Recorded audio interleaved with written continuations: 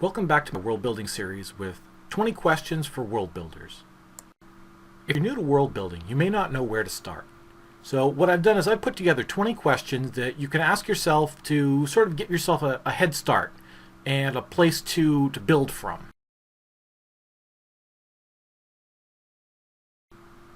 Consider the geography of your world. Don't fall into the Star Wars trap of having an entire world with one climate. Tatooine is a desert, Hoth is all ice. Give some real consideration to the climates present in your world and where your story is going to take place. You don't have to show all of the world, but you should give your reader some perspective that there's more to the world than just this little snippet of countryside with a city or two.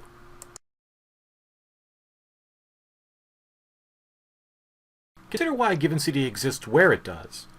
Access to arable land, fresh water, and valuable mineral resources will determine where cities get put down.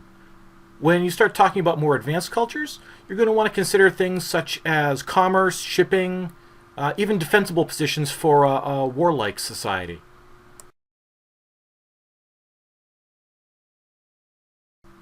If your world contains fantastical creatures, consider which of them might be edible. Chances are some culture is going to consider them either a staple or a delicacy. The first person to discover a creature is either a scientist or an explorer. The second is invariably a cook. If your story is more Earth-like, you can choose cuisine appropriate to your climate and adapt it to your world. By leaving it untouched, you make a statement that you're using this culture as an analog for its real-world equivalent. It's fine to have a dish of seaweed and rice wrapped around fish, but the moment you call it sushi, you've told your reader that you're setting your story in Japan.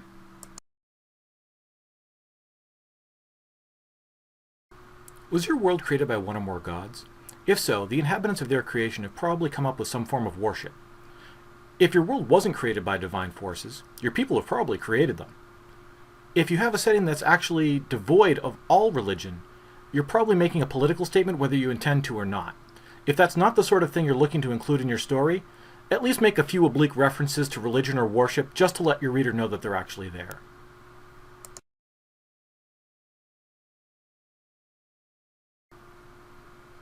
Does your world have organized religions?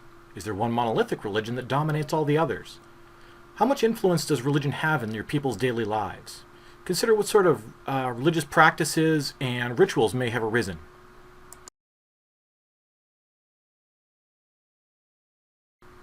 Magic is a huge topic in fantasy, and one that I can go on for at length in another forum. But for now, just give some consideration to how magic influences your world and how much it's going to influence your world.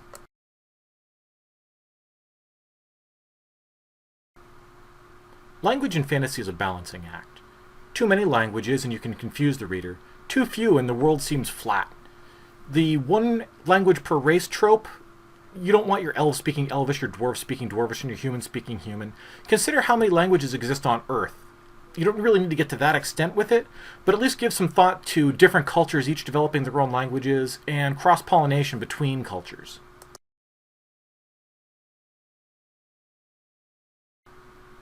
Even in a world of magic, science still exists. Technology doesn't just mean modern technology. Technology can be as simple as a lettered alphabet, or ore smelting, or crop rotation.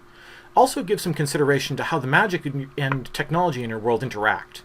Whether magic interferes with technology, whether magic obviates certain technologies.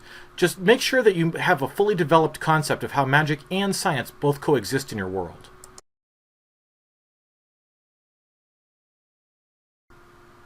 King, emperor, high priest, president, somebody's got to be in charge.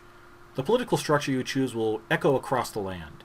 Peasants will generally be better off in a democracy than an empire, but the priests would prefer theocracy.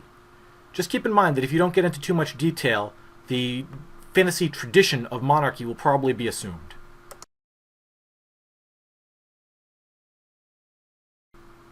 How do the lower classes live? Are there slaves, serfs, or peasants? Is the working class comfortable and well off, rebellious, oppressed, broken-spirited? If your characters were to arrive at a farm seeking aid, would they be taken in and offered hospitality, or chased off as a threat?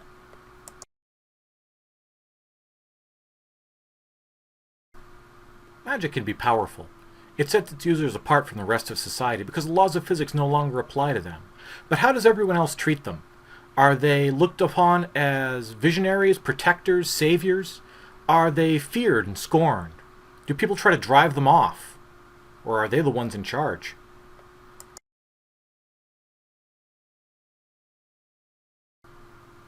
You don't need to bog your story down with explaining a complicated legal system.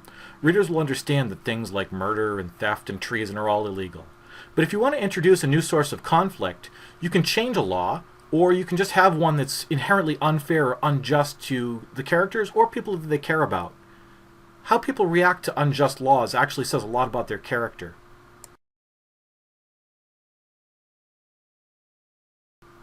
How people earn their living ties in with the technology they have access to and the resources that are available.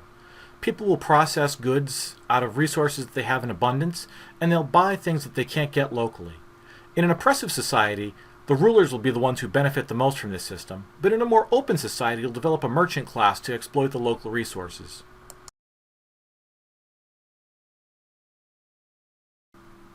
If a story spans a long enough period of time, you're going to want to address what sort of leisure activities people engage in.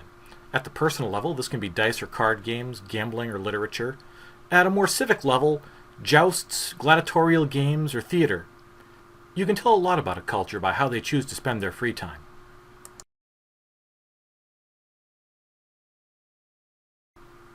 Architecture tends to track with the advance of civilization. You can lend permanence to a setting by making the buildings ancient but still functional. You can make a setting seem new with in-progress construction of great works.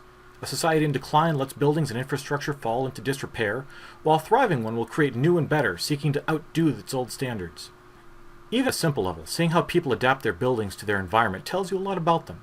Living in a rainy land with leaking roofs is an unmistakable sign of a primitive or destitute people.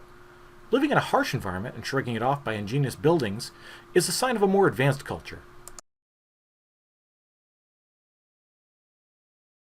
Clothing is largely a matter of practicality.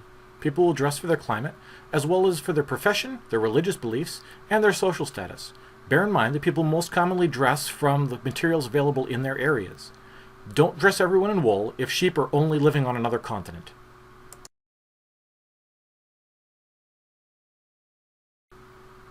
Just because you have an established hierarchy doesn't mean everyone's happy with it. Utopian politics have their place, but for fiction, some source of conflict is usually preferable.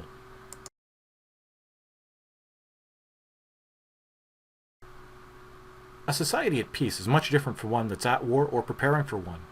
Fear of spies will make outsiders unwelcome. Travel will be restricted either by decree or by practicality. The cost of goods and services, especially ones that could be used for warfare, drastically increase.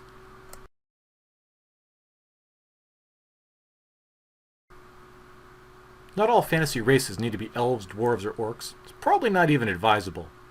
Keep in mind all the questions that we've asked previously, and you can apply them to every race that you develop.